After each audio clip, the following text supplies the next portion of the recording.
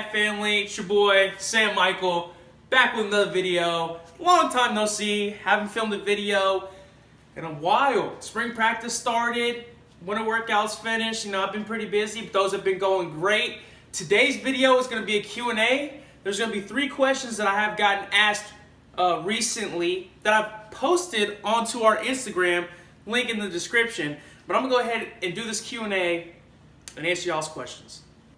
The first question I get is how to get a bigger neck, okay? Now, when it comes to neck training, there's different things you can do, but there's 4 things that I believe that when you train your neck that you should do each and every week. And there's 4 exercises that I like that target the neck, not only the neck, but also upper back, things of that nature, for your traps, for the sides of your neck. So the first thing that I would do here is I'll do above the knee rack pulls. First of all, above the knee rack pulls, when you think about your traps, which is a part of your neck, when you think about your traps, one of the most fastest way for your traps to grow is in the stretched position, is when your traps are fully stretched at the bottom. So when you're doing rack pulls above the knee, you're usually doing heavy loads. Like we're talking, say 400 or 500 pounds for reps, or high 3s for reps, depending on your strength level. Just that heavy load stretching your traps will produce a ton of gains. Not only that, but when you finish the above the knee rack pull, it builds your upper back and it builds stability through your lats and everything like that. So that's the first exercise that I would do.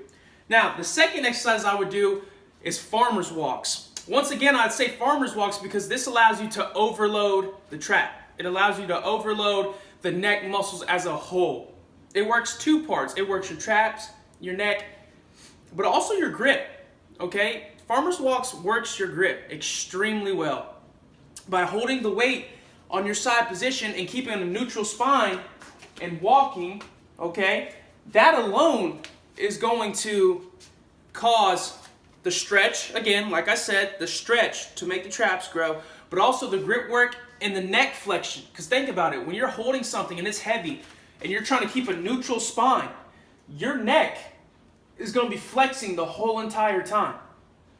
That's a part of neck training, flexion. Okay, the third exercise I would do would be dumbbell hold shrugs. And what I mean by dumbbell hold shrugs, you can also do this with the barbell.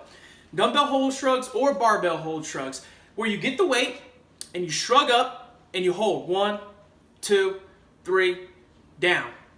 That's the time under tension. That time under tension, along with, once again, every exercise that we choose, the stretch.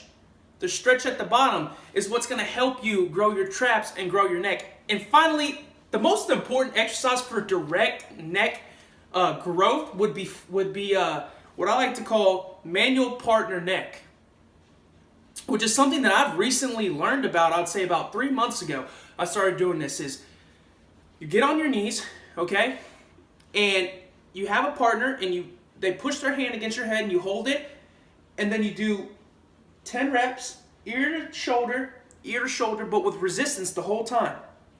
You do that both ways.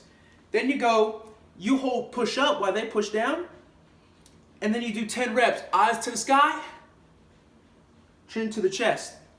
Then you flip over on your back, okay, and you hold your neck up like that, and they push down, and then you do 10 reps. 10 to the head to the floor, chin to the chest.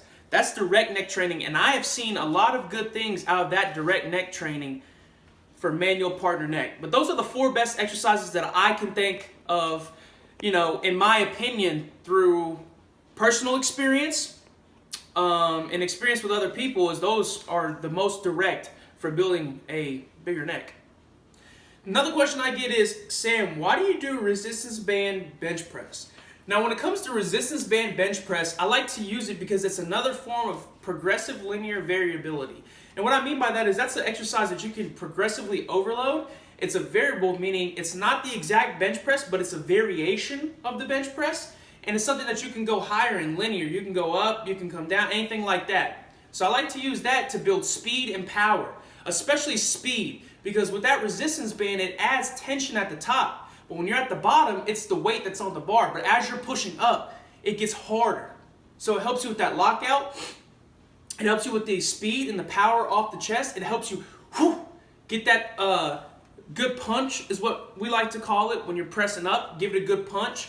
And that's why I like to use it. And I like to use it for sets of 3 on speed days, like 8 sets of 3 on speed days. And then if I have a rep day and I don't want to just regular bench press, I'll throw the band on there and do sets, probably 4, 10 to 12 reps with the band, just to build some endurance. It's an overall great exercise.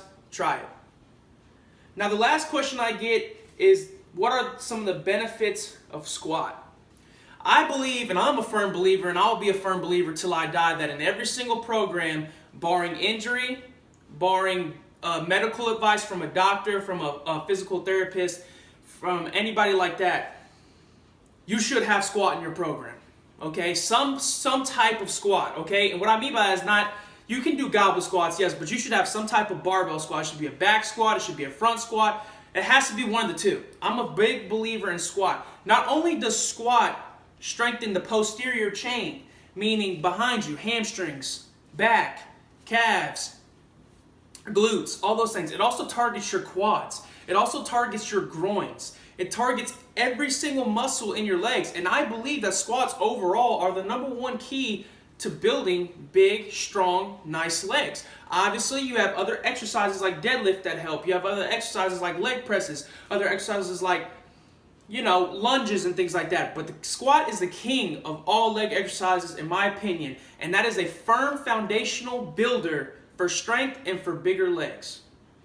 Appreciate you guys watching. If you like this video, give it a thumbs up. Click the subscription button down below. Turn on post notifications so you don't ever miss a video from us. Sorry we've been on a little bit of a hiatus, but me and Doss both have started spring practice with our schools. We've also been working out, doing winter workouts. We're trying to put out as much content as we can. We love you guys. Thank you for being a part of the Impact family. And like always, baby, don't forget to make an impact, baby. I'll catch y'all later. Peace.